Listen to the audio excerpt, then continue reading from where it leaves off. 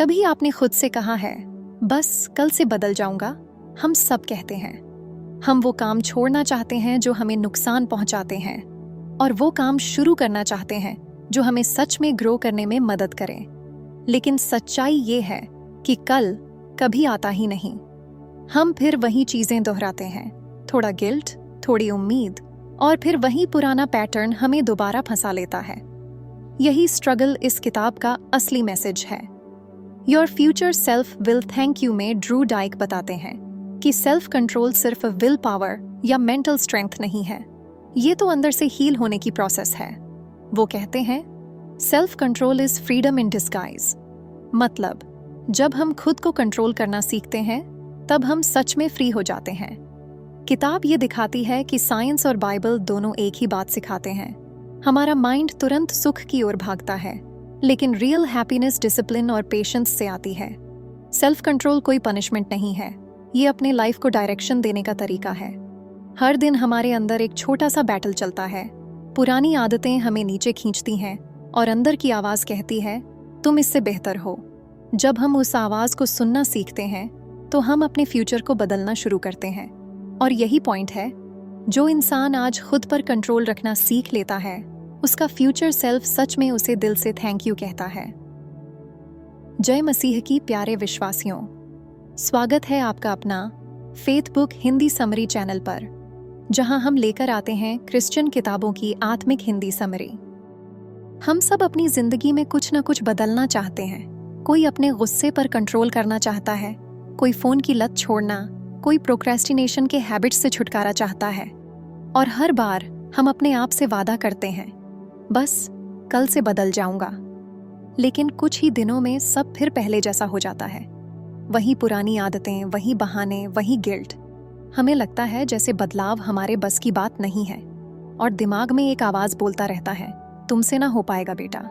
और फिर हम खुद से निराश हो जाते हैं और धीरे धीरे हम अंदर से हार मान लेते हैं। कई लोग सोचते हैं कि शायद उनमें विल पावर की कमी है, लेकिन लेखक ड्रू डाइक बताते हैं कि असली कमी विल पावर की नहीं, समझ की होती है। हम सेल्फ कंट्रोल को एक जंग की तरह देखते हैं, जैसे हमें अपनी इच्छाओं को हराना है।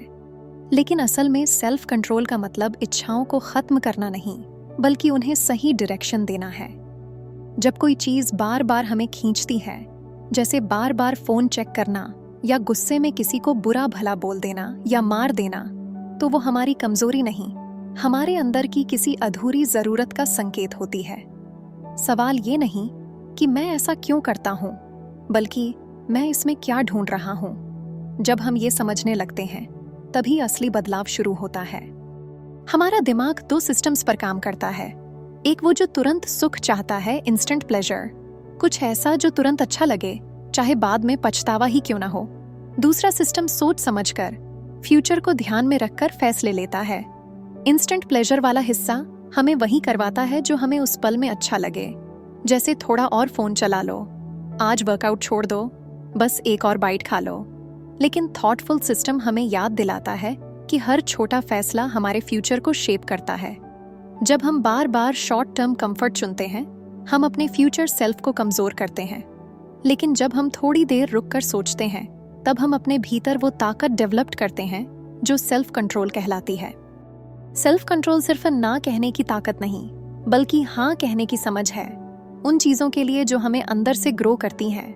और यह ग्रोथ किसी मिरेकल से नहीं आती, बल्कि रोजमर्रा के छोटे छोटे फैसलों से बनती है। जैसे सुबह अलार्म बजने पर स्नूज न दबाना, किसी बहस में आखिरी बात खुद न कहना, या खाने से पहले थैंकफुलनेस महसूस करना। ये छोटे डिसीजंस मामूली लगते हैं, लेकिन ये हमारे कैरेक्टर की जड़ें बनते हैं। हर छोटा कदम हमारे अंदर कंसिस्टेंसी की मसल को ट्रेन करता है। शुरुआत में बदलाव मुश्किल लगता है, लेकिन हर बार जब हम सही डायरेक्शन में कदम बढ़ाते हैं, वो छोटा सा कदम हमारे अंदर नई आदत का बीज बो देता है। ये वैसा ही है जैसे जिम में हर रेपिटेशन आपकी ताकत बढ़ाता है। शुरुआत में कुछ खास फर्क नहीं दिखता, लेकिन धीरे धीरे वही रेपिटेशन आपको ट्रांसफॉर्म कर देती है। लेखक ड्रू डाइक कहते हैं कि सेल्फ कंट्रोल सिर्फ मॉरल स्ट्रेंथ नहीं है, ये स्पिरिचुअल मैच्योरिटी का हिस्सा है। बाइबल कहती है गलातियों 5:23 में, सेल्फ कंट्रोल आत्मा का फल है, यानी ये कुछ ऐसा है जो अंदर से ग्रो करता है जब हम परमेश्वर की मदद से जीना सीखते हैं। इसका मतलब परफेक्ट होना नहीं, बल्कि अवेयर रहना है। कब हमारा मन हमें इंस्टेंट सुख की ओर खींच रहा है और कब हमें रुककर सही चॉइस करनी चाहिए। जब हम इस अवेयरनेस को प्रैक्टिस में बदलते हैं, तब हमारे अंदर डिसिप्लिन और पीस दोनों साथ साथ ग्रो करते हैं। हर इंसान के भीतर दो आवाजें होती हैं। एक कहती है अभी कर लो, मजा आएगा, और दूसरी कहती है रुको, ये सही नहीं है। यही असली युद्ध है, क्षणिक इच्छा और भविष्य की स्थिरता के बीच। और इस लड़ाई में गिल्ट से ज्यादा जरूरी है ग्रेस। जब हम गलती करते हैं तो खुद को कोसने की जरूरत नहीं है। गिरना हार नहीं है, गिरना सीखने का हिस्सा है। कोई भी बच्चा पहली बार में चलना नहीं सीखता। वो गिरता है, उठता है और फिर कोशिश करता है। वैसे ही सेल्फ कंट्रोल की प्रक्रिया भी गिरने और उठने से ही बनती है। लेखक ड्रू डाइक समझाते हैं कि हमें अपने अंदर की कोशिश और परमेश्वर की कृपा दोनों को साथ लेकर चलना है। जब हम खुद पर भरोसा करते हैं तो जल्दी थक जाते हैं, लेकिन जब हम जानते हैं कि हम अकेले नहीं हैं, कि हमें मदद मिल रही है, तब प्रोसेस आसान हो जाती है। बदलाव एक स्पिरिचुअल पार्टनरशिप है। हम मेहनत करते हैं और परमेश्वर हमारे प्रयासों को डायरेक्शन देता है। धीरे धीरे ये छोटे कदम, ये रोजमर्रा के डिसीजन हमारी पर्सनैलिटी को बदल देते हैं। जो चीजें पहले संघर्ष जैसी लगती थीं, वो अब स्वाभाविक बन जाती हैं। जो निर्णय पहले भारी लगते थे, वो अब रूटीन बन जाते हैं। सेल्फ कंट्रोल तब सिर्फ एक स्किल नहीं रह जाती, बल्कि हमारी आइडेंटिटी का हिस्सा बन जाती है। जब हम खुद को समझने लगते हैं, अपनी कमजोरियों को पहचानते हैं और फिर भी खुद से हार मानने के बजाय कोशिश जारी रखते हैं, तभी असली ग्रोथ शुरू होती है। और यही वो जगह है जहां से असली ट्रांसफॉर्मेशन शुरू होता है। जब सेल्फ कंट्रोल अब बोझ नहीं लगता, बल्कि हमारे जीवन का रिदम बन जाता है। जब हमारा मन, हमारी आदतें और हमारे डिसीजन एक ही डायरेक्शन में चलने लगते हैं, वो डायरेक्शन जो हमें फ्यूचर के बेहतर वर्जन तक ले जाती है। हर बदलाव की शुरुआत एक इंस्पिरेशन से होती है, लेकिन असली बदलाव तब आता है जब वो इंस्पिरेशन एक प्रैक्टिस बन जाती है। शुरू में सबको जोश आता है। हम सोचते हैं कि अब की बार सब बदल जाएगा। कुछ दिन सब अच्छा चलता भी है, पर फिर वही पुराना पैटर्न लौट आता है। हम खुद से कहते हैं शायद मुझे थोड़ा और जोर लगाना चाहिए, थोड़ा और कंट्रोल करना चाहिए। लेकिन लेखक ड्रू डाइक बताते हैं कि सेल्फ कंट्रोल जोर से नहीं, ट्रेनिंग से आता है। वो कहते हैं you don't just try to change, you train until it becomes natural. यानी आप बस कोशिश नहीं करते, आप अपने माइंड और बिहेवियर को धीरे धीरे तैयार करते हैं ताकि सही डिसीजन आपकी नेचर और पर्सनालिटी का हिस्सा बन जाए। इंसान वही बनता है जो वो बार बार करता है। अगर कोई रोज थोड़ा भी प्रैक्टिस करता है, तो उसका माइंड और बिहेवियर धीरे धीरे शेप लेने लगता है। हमारी आदतें हमारी जिंदगी की इनविजिबल स्ट्रक्चर हैं, जो हमारे हर दिन को गाइड करती हैं। अगर हम सही हैबिट्स बना लें, तो सेल्फ कंट्रोल अपने आप आसान हो जाता है, क्योंकि हर बार डिसीजन लेने की जरूरत नहीं पड़ती। हमारा कैरेक्टर खुद रास्ता चुनने लगता है। लेखक ड्रू डाइक कहते हैं कि डिसिप्लिन कोई पनिशमेंट नहीं है, बल्कि एक प्रोसेस है जो हमें स्वतंत्र बनाती है। जैसे एक म्यूजिशियन रोज प्रैक्टिस करता है ताकि परफॉर्मेंस के समय उसे सोचना न पड़े, वैसे ही स्पिरिचुअल डिसिप्लिन भी हमें रेडी करता है ताकि जब टेम्पटेशन आए तो हम ऑटोमेटिकली सही फैसला लें। कई बार हम सोचते हैं कि मुझे बस बल लगाना है, लेकिन असली बदलाव सिर्फ बल से नहीं आता। हर हैबिट एक सिस्टम से बनती है, स्मॉल एक्शंस जो रोज दोहराए जाते हैं। अगर हम हर दिन थोड़ा थोड़ा बेहतर डिसाइड लें, तो बड़े बदलाव अपने आप हो जाते हैं। फॉर एग्जाम्पल, अगर कोई व्यक्ति हर सुबह सिर्फ 5 मिनट प्रेयर या मेडिटेशन में लगाए, तो कुछ हफ्तों बाद उसका माइंड नेचुरली शांत और फोकस्ड महसूस करता है। या अगर कोई हर रात फोन को दूर रखकर सोने की आदत बनाए, तो वो खुद को ज्यादा डिसिप्लिन्ड और प्रेजेंट महसूस करने लगता है। लेखक ड्रू डाइक समझाते हैं कि सेल्फ कंट्रोल को सिर्फ ह्यूमन एफर्ट से नहीं, बल्कि ग्रेस से भी जोड़ा गया है। ग्रेस का मतलब है परमेश्वर की मदद, वो शक्ति जो हमें फिर से शुरू करने का साहस देती है। वो कहते हैं grace is not oppose to effort, it's oppose to earning. इसका मतलब है कि कोशिश हमारी है, लेकिन परिणाम उसकी कृपा से आता है। कई लोग सोचते हैं कि अगर मैं गिर गया तो सब खत्म, लेकिन ग्रेस सिखाती है कि गिरना अंत नहीं, प्रोसेस का हिस्सा है। जब बच्चा चलना सीखता है तो वो कई बार गिरता है, लेकिन हर बार गिरने पर उठता है, क्योंकि उसे मालूम है कि चलना गिरकर ही सीखा जाता है। इसी तरह जब हम किसी आदत से लड़ते हैं तो हर बार की गलती हमें सिखाती है कि हमारी कमजोरी कहाँ है। सेल्फ कंट्रोल का मतलब परफेक्ट होना नहीं है, बल्कि फिर से कोशिश करना है।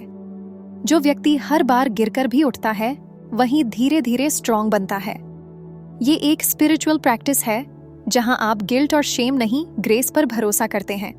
जब हम गलती के बाद खुद को माफ करते हैं तो हम फिर से कोशिश करने की हिम्मत पाते हैं। लेखक ड्रू डाइक एक और बात पर ध्यान दिलाते हैं। आज की दुनिया में डिस्ट्रैक्शंस पहले से कहीं ज्यादा हैं। टेक्नोलॉजी हमारी फोकस पावर को कमजोर कर रही है। फोन के notifications, social media, entertainment and games, हर चीज इंस्टेंट रिवॉर्ड देती है। हमारा ब्रेन इस तरह की छोटी छोटी खुशियों का एडिक्ट बन चुका है, और जब दिमाग इंस्टेंट रिवॉर्ड की आदत डाल लेता है तो डीप फोकस और पेशेंस खो देता है। इसलिए आज सेल्फ कंट्रोल का मतलब सिर्फ मॉरल स्ट्रेंथ नहीं, बल्कि अटेंशन को ट्रेन करना भी है। अगर हम अपने माइंड को डिसिप्लिन नहीं करते तो दुनिया हमें डिस्ट्रैक्ट कर देती है। लेखक ड्रू डाइक कहते हैं कि हमें अपने डिजिटल हैबिट्स पर भी कंट्रोल लाना होगा। हर बार फोन चेक करना, हर नोटिफिकेशन के मैसेज का रिप्लाई देना, ये सब हमें कमजोर बना देता है।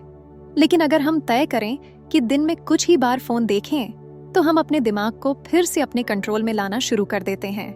टेक्नोलॉजी ने हमें सिखाया है कि उबाऊ लाइफ बुरा है, लेकिन लेखक ड्रू डाइक बताते हैं कि वही साइलेंस स्पिरिचुअल ग्रोथ का दरवाजा है। जब हम कुछ देर चुप रहते हैं, कोई आवाज नहीं, कोई स्क्रीन नहीं, तब हमारा माइंड रीसेट होता है। उसी स्पेस में क्लैरिटी मिलती है। कई बार सेल्फ कंट्रोल बस इतना होता है कि हम अपने माइंड को पॉज देना सीख लें। यह किताब इस बात पर जोर देती है कि सेल्फ कंट्रोल का असली मतलब अपनी ताकत को बेकार चीजों से हटाकर उन चीजों में लगाना है जो आपको बेहतर बनाती हैं। जब हम अपनी एनर्जी को किसी मीनिंगफुल चीज में लगाते हैं, जैसे प्रेयर, मेडिटेशन, वर्क सर्विस या किसी हेल्थी हैबिट में, तो गलत चीजों की पकड़ अपने आप कम होने लगती है।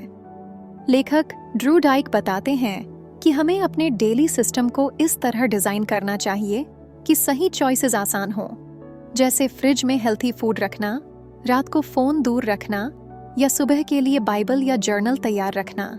जब सही चीजें एक्सेसिबल होती हैं तो सेल्फ कंट्रोल एफर्टलेसली फ्लो करता है। लेखक ड्रू डाइक यह भी समझाते हैं कि सेल्फ कंट्रोल किसी सिंगल हीरोइक मोमेंट से नहीं बनता, ये हर दिन के डिसीजन से बनता है। ग्रेस हमें उठने की हिम्मत देती है और हैबिट हमें कंसिस्टेंसी देती है। दोनों साथ हों तो ट्रांसफॉर्मेशन रुक नहीं सकता। हमारी रिस्पॉन्सिबिलिटी है कोशिश करना, और परमेश्वर की है हमारी कोशिशों को मीनिंगफुल बनाना। बदलाव कोई एक दिन का मिरेकल नहीं, बल्कि हर दिन में लिए गए छोटे छोटे स्टेप्स का रिजल्ट है। जब हम ट्रेनिंग और ग्रेस दोनों पर भरोसा करते हैं तो सेल्फ कंट्रोल किसी बोझ की तरह नहीं लगता, वो एक ब्लेसिंग बन जाता है जो हमारे अंदर के बैड हैबिट्स और प्रोक्रेस्टिनेशन से आजाद करता है। कई लोग सेल्फ कंट्रोल को सिर्फ रूल्स या रिस्ट्रिक्शंस के रूप में समझते हैं, जैसे क्या नहीं करना चाहिए, कहाँ रुकना चाहिए, किस चीज से बचना चाहिए। लेकिन असल में सेल्फ कंट्रोल केवल रोकने की कला नहीं है, बल्कि खुद को सही डायरेक्शन में ले जाने की क्षमता है। असली सवाल मैं क्या नहीं करना चाहता नहीं है, असली सवाल है मैं किस तरह का इंसान बनना चाहता हूँ। जब हम खुद को इस नजरिए से देखने लगते हैं तो सेल्फ कंट्रोल कोई पनिशमेंट नहीं लगता, बल्कि एक पर्पस बन जाता है। हमारी हर आदत, हर छोटा डिसीजंस हमारी आइडेंटिटी को शेप कर रहा होता है। जो व्यक्ति रोज अपने डिसीजंस को थोड़ा थोड़ा बेहतर बनाता है, वो धीरे धीरे अपने अंदर एक स्ट्रॉन्गर वर्जन तैयार करता है। वो वर्जन जो टेम्पटेशन के सामने तुरंत गिरता नहीं, क्योंकि उसके अंदर कन्विक्शन यानी दृढ़ विश्वास होता है। बहुत बार लोग खुद को चेंज इसलिए नहीं कर पाते क्योंकि उन्होंने अपने बारे में एक गलत कहानी लिख रखी होती है। जब कोई सोच लेता है कि मैं तो ऐसा ही हूँ या मुझसे नहीं होगा, तो वही सोच उसकी लाइफ का टैग लाइन बन जाती है। लेकिन ट्रांसफॉर्मेशन वहीं से शुरू होता है जहां हम अपनी कहानी बदलना शुरू करते हैं। जब हम खुद को केपेबल, और डिसिप्लिन्ड मानने लगते हैं, तब बदलाव मुमकिन हो जाता है। अगर आप अभी तक इस समरी को सुन रहे हैं, तो हमें पूरा यकीन है कि आपने कुछ नया सीखा और समझा है। तो इस आशीष को यहीं मत रोकिए। इस वीडियो को लाइक कीजिए, अपने विचार कमेंट में जरूर लिखिए और इसे फेसबुक, व्हाट्सएप और इंस्टाग्राम पर अपने दोस्तों के साथ शेयर कीजिए। अगर आपने अभी तक चैनल सब्सक्राइब नहीं किया है तो अभी कर लीजिए और बेल आइकॉन दबाइए ताकि अगली आशीष भरी समरी सबसे पहले आप तक पहुंचे। तो चलिए आगे की समरी को कंटिन्यू करते हैं। जैसा कि लेखक ड्रू डाइक कहते हैं, change doesn't start with behaviour, it starts with belief. यानी बदलाव हमारे एक्शन से नहीं, हमारे विश्वास से शुरू होता है। अगर मन में हम खुद को फेलियर समझते हैं तो बाहर जीत पाना इम्पॉसिबल है। लेकिन जब हम मान लेते हैं कि परमेश्वर ने हमें अंदर से स्ट्रांग बनाया है, तो वही विश्वास हमें हर टेम्पटेशन के सामने स्थिर रखता है। सेल्फ कंट्रोल को अगर सिर्फ बुरी चीजों से बचने की कोशिश माना जाए तो यह बोझ जैसा महसूस होने लगता है। लेकिन जब हम इसे अच्छी चीजों को अपनाने की प्रक्रिया के रूप में देखते हैं तो यह जीवन को डायरेक्शन देने लगता है। यही फर्क है गिल्ट ड्रिवन लाइफ और ग्रेस ड्रिवन लाइफ में। गिल्ट कहता है तुम फिर असफल हो गए, जबकि ग्रेस कहता है तुम फिर कोशिश कर सकते हो। जब भी हम किसी टेम्पटेशन का सामना करते हैं, उस समय हमारे अंदर दो आवाजें टकराते हैं, एक जो तुरंत सुख चाहता है और दूसरा जो सही को चुनने की सलाह देता है। सेल्फ कंट्रोल उस क्षण में सही आवाजों को चुनना है। ये कोई एक बार का एक्ट नहीं है, बल्कि रोजमर्रा का प्रैक्टिस है। अगर हम अपने बिहेवियर को बदलना चाहते हैं तो हमें अपने एनवायरनमेंट को भी बदलना होगा। आप अगर हर बार फोन की लत छोड़ना चाहते हैं लेकिन फोन हमेशा हाथ में है, तो खुद को रोकना और मुश्किल हो जाएगा। सेल्फ कंट्रोल सिर्फ अंदर की स्ट्रेंथ नहीं, बाहर की डिसर्नमेंट भी है, यानी सही और गलत को पहचानने की समझ। अपने आसपास का माहौल ऐसा बनाइए कि गलत चीजें दूर और सही चीजें पास महसूस हों। इंसान का दिमाग पैटर्न को दोहराना पसंद करता है। वो उसी डायरेक्शन में बढ़ता है जहां बार बार अटेंशन दी जाती है। अगर हम रोज छोटी छोटी अच्छी चीजों को दोहराते हैं तो दिमाग उन पर विश्वास करने लगता है। धीरे धीरे वो नया पैटर्न ऑटोमेटिक हो जाता है।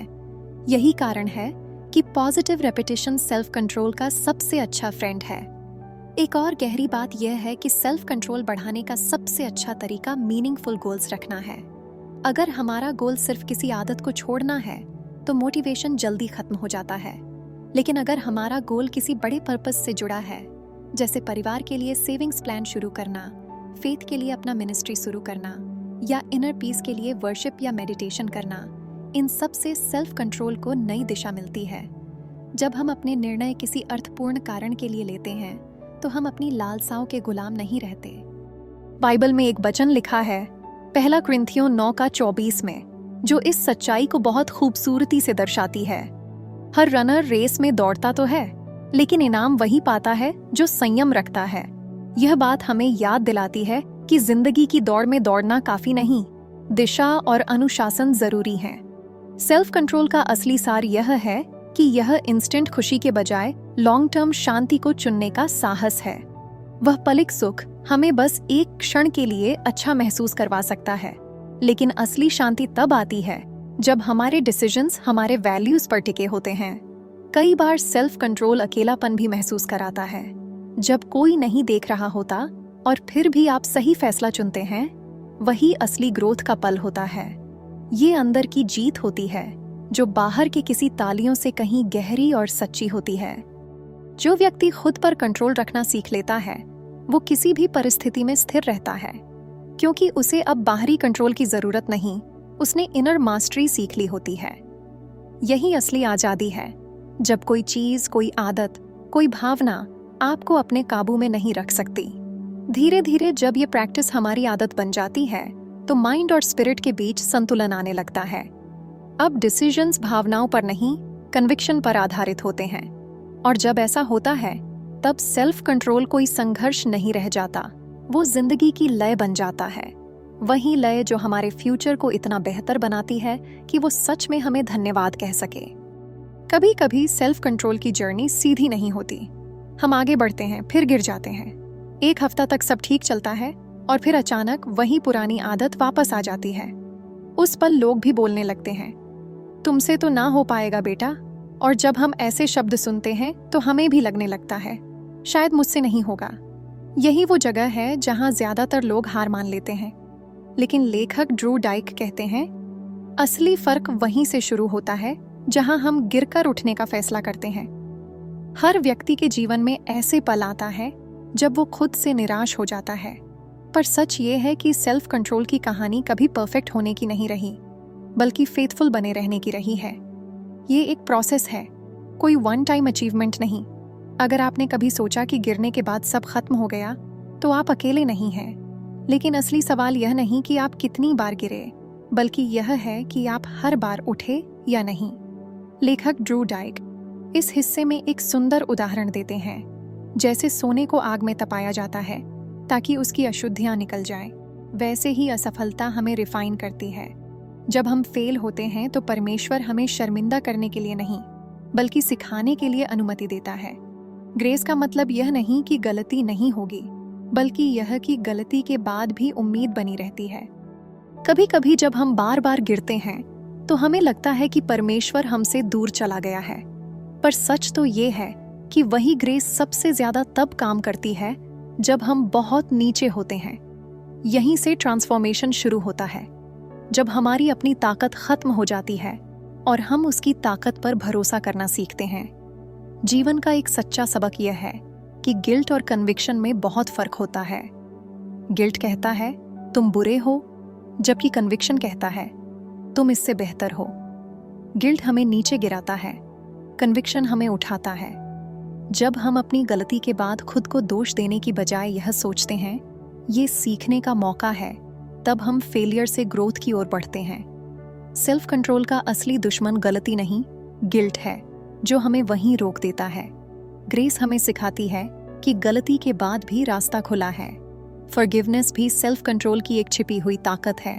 जब हम खुद को माफ करते हैं तो भीतर का संघर्ष शांत हो जाता है।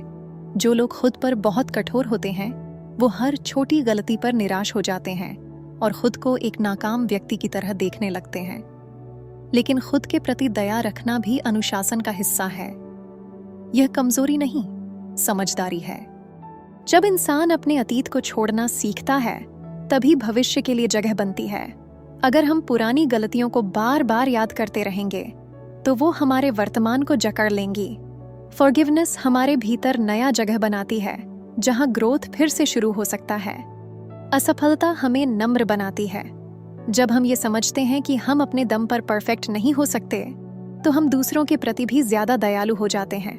अब हम दूसरों की कमजोरियों पर हंसते नहीं, बल्कि उनसे रिलेट करते हैं। यही इनर ह्यूमिलिटी सेल्फ कंट्रोल को और गहरा करती है। लेखक ड्रू डाइक इस बात पर जोर देते हैं कि सेल्फ कंट्रोल अकेले मेंटेन करना मुश्किल है। हमें ऐसे लोगों की जरूरत होती है जो हमें इंस्पायर करें, जो हमारे साथ खड़े रहें। सही लोगों के बीच रहना हमें अकाउंटेबल बनाता है। इसलिए कहा गया है, self control grows best in the soil of relationships, यानी आत्म संयम सबसे अच्छी तरह उन रिश्तों की जमीन में फलता फूलता है जहां सच्चे संबंध और जुड़ाव होते हैं।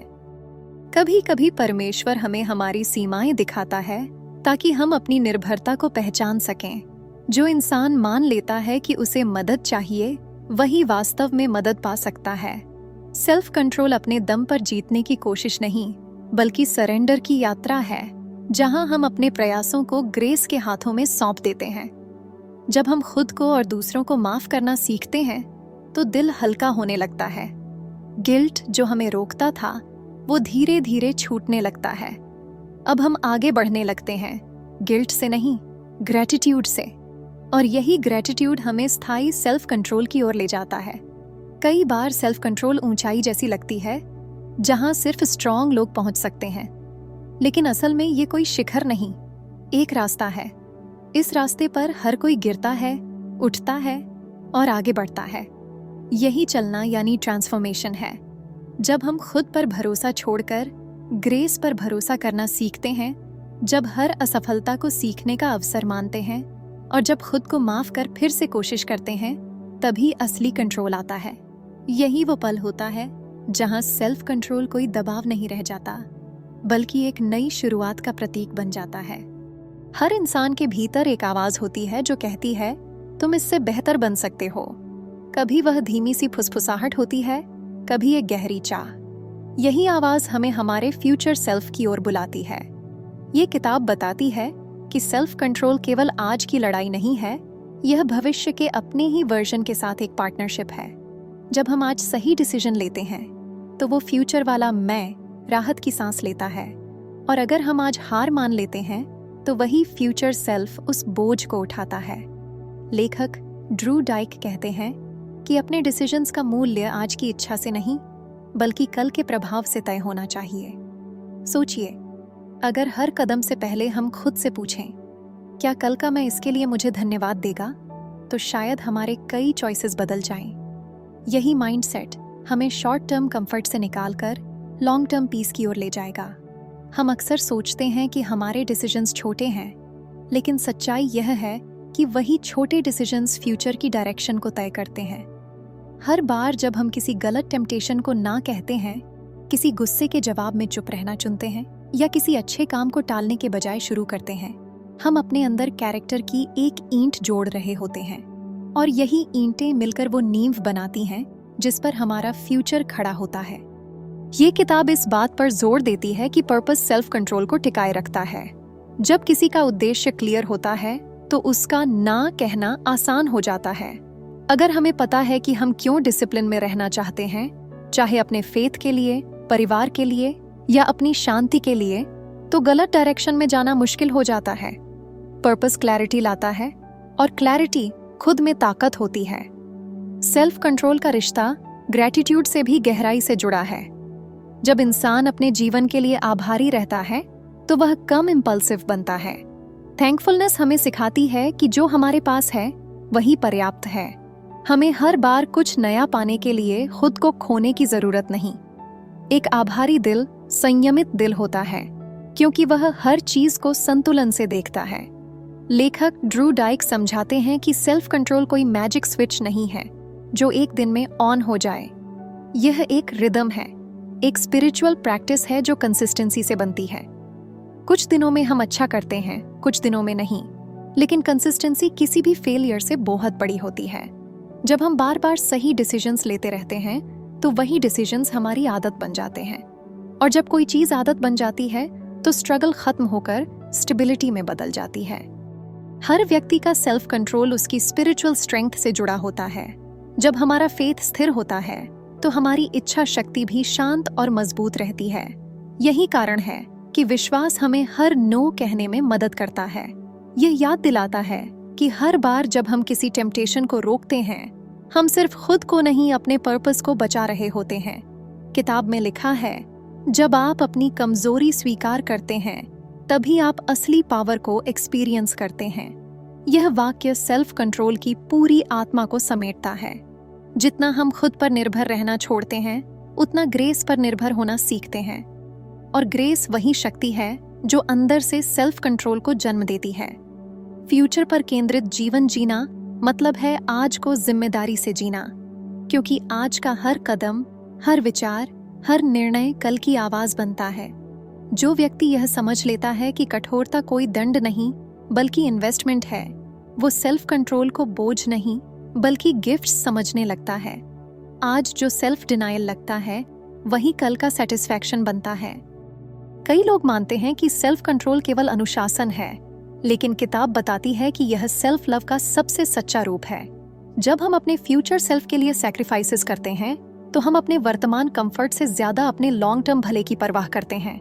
यही मैच्योरिटी है, इंस्टेंट प्लेजर से ज्यादा इंड्यूरिंग पीस को चुनना। इस किताब के आखिरी हिस्से में लेखक ड्रू डाइक हमें एक खूबसूरत इमेजिनेशन के साथ छोड़ते हैं। सोचिए, एक दिन आपका फ्यूचर सेल्फ आपको देख रहा है और मुस्कुरा रहा है। वो मुस्कान किसी सामान की अचीवमेंट की नहीं बल्कि उस कंसिस्टेंसी की होगी जो आपने बनाई, उस फेथ की होगी जो आपने नहीं छोड़ा, और उस ग्रेस की होगी जिसने आपको गिरने के बाद भी उठने की हिम्मत दी। सेल्फ कंट्रोल का अंत गिल्ट या ईगो में नहीं बल्कि पीस में होता है। जब मन, शरीर और आत्मा एक ही डायरेक्शन में चलना सीख लेते हैं, तब जिंदगी केवल आसान नहीं, मीनिंगफुल एंड पर्पसफुल बन जाती है। और यही इस किताब की सबसे गहरी सच्चाई है। सेल्फ कंट्रोल का फल सिर्फ बेटर बिहेवियर नहीं बल्कि एक बेटर लाइफ है। एक ऐसा जीवन जो ग्रेस से भरा है, पर्पस से संचालित है और फ्यूचर की रोशनी से जगमगाता है। इस किताब का निष्कर्ष बहुत सीधा और साफ है। आपका फ्यूचर आज लिए गए आपके हर डिसीजंस पर निर्भर है। हर छोटी छोटी कोशिशें, हर सही समय पर सही हाँ और ना, हर पीसफुल रिस्पॉन्स, ये सब मिलकर आपके फ्यूचर सेल्फ के लाइफ को आकार देती हैं। सेल्फ कंट्रोल कोई सजा नहीं है, ये अपने आप से किया गया एक वादा है कि आप अपने कमजोर पलों में भी खुद के सबसे बेहतर वर्जन की ओर बढ़ेंगे। जब आप खुद पर कंट्रोल रखना सीखते हैं तो आप दुनिया से कुछ खोते नहीं बल्कि अपनी आत्मा की शांति को वापस पा लेते हैं। ये किताब हमें याद दिलाती है कि गिरना हार नहीं है, क्योंकि असली जीत हर बार उठने में है। जब आप हार के बाद भी फिर कोशिश करते हैं तो आपका सेल्फ कॉन्फिडेंस थोड़ा और मजबूत हो जाता है। वो सुबह का अलार्म न टालना, वो गुस्से में चुप रहना, वो प्रार्थना जो आप थकान में भी करते हैं, यही वो छोटे छोटे स्टेप्स हैं जो आपको भीतर से नया बनाते जाते हैं। एक दिन आप अपने जीवन को पीछे मुड़कर देखेंगे और महसूस करेंगे, हर सैक्रिफाइस, हर डिसिप्लिन, हर सेल्फ कंट्रोल ने मिलकर आपको वही बनाया है जो आप बनने के लिए बनाए गए थे। आपका फ्यूचर सेल्फ सच में आपको धन्यवाद देगा, क्योंकि आपने हार नहीं मानी, क्योंकि आपने खुद को चुनना सीखा। जैसा कि लेखक ड्रू डाइक कहते हैं, self control isn't about restriction, it's about redemption. तो आज खुद से एक वादा कीजिए, आप खुद के सबसे अच्छे वर्जन की ओर बढ़ेंगे। आपका फ्यूचर सेल्फ आपका इंतजार कर रहा है, और जिस दिन आप वहां पहुंचेंगे वो दिन आप खुद से मुस्कुराकर कहेंगे, thank you for not giving up. आज की बुक समरी यहीं समाप्त होती है। अगर इस बुक समरी को सुनकर आप आशीषित हुए हैं तो वीडियो को लाइक करें, कमेंट में लिखिए, आज से मैं खुद पर सेल्फ कंट्रोल करूंगा और एक डिसिप्लिन्ड लाइफ जीना शुरू करूंगा, या फिर वो गवाही जो आज आपने इस वीडियो से पाई है। आपका एक कमेंट या गवाही हमारे लिए बहुत इंपॉर्टेंट है। इससे हमें एनकरेजमेंट मिलता है और दूसरों को आशीष। इसलिए इस चैनल को सब्सक्राइब करना और आज की बुक समरी को शेयर करना मत भूलिए। क्या पता आपके एक शेयर से कोई आत्मा में थका हुआ व्यक्ति फिर से उठ खड़ा हो और अंधकार की शक्ति से निकलकर प्रभु के रोशनी की ओर लौट आए, और इसका प्रतिफल परमेश्वर आपको दे। अगर आप इस किताब को पढ़ना चाहते हैं तो इसका लिंक डिस्क्रिप्शन बॉक्स में दिया गया है, वहां से जाके आप बुक को खरीद सकते हैं। ये बुक इंग्लिश में ही अवेलेबल है, हिंदी में नहीं। धन्यवाद प्यारे विश्वासियों, प्रभु यीशु मसीह आपको आशीष दें। मिलते हैं अगले वीडियो में एक नई किताब के साथ, यहीं faith book Hindi summary channel पर। जय मसीह की। अगर इस समरी से आपको कुछ सीखने समझने को मिला है तो यहीं मत रुकिए, बाईं ओर दिए गए वीडियो को देखें, जहां और भी गहरी बातें आपका इंतजार कर रही हैं। दाईं ओर की प्लेलिस्ट जरूर देखें, क्योंकि उसमें वो सीख है जो आपके जीवन को नई दिशा दे सकती है।